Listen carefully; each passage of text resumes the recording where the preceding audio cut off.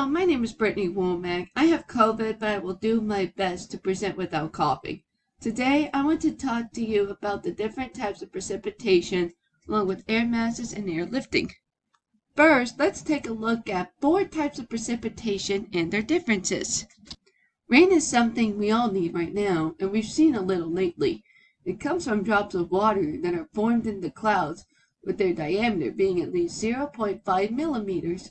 Nimbostratus and cumulonimbus are clouds most likely to cause rain. Even though they may start off with larger drops, they break into smaller drops due to surface tension. Another form of rain is known as drizzle.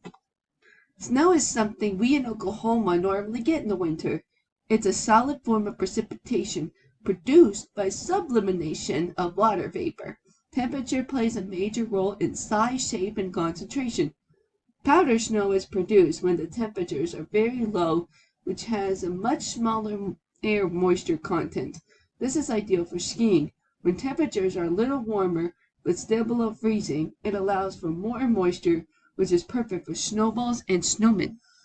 Sleet is small spherical ice particles when rain freezes. It's generally clear or translucent. It forms when the air that is above freezing is on top and a sub-freezing layer is close to the ground. Hail is formed as hard, rounded pellets or irregular lumps of ice.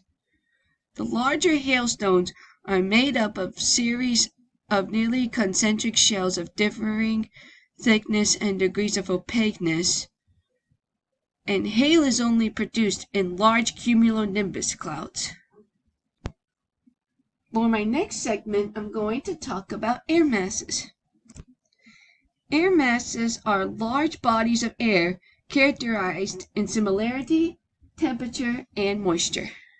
The first 2 classifications pertain to temperature, while the last 2 are based on moisture characteristics.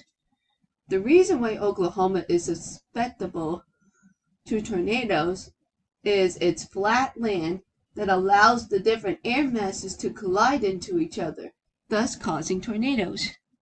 Now, the last topic I'm going to introduce in this presentation is why is airlifting important, as well as 2 of the 4 processes of airlifting.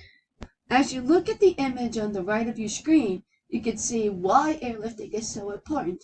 Without airlifting, there will be no development of clouds and precipitation. Orographic lifting is when air is forced to rise over a mountain, acting as a barrier.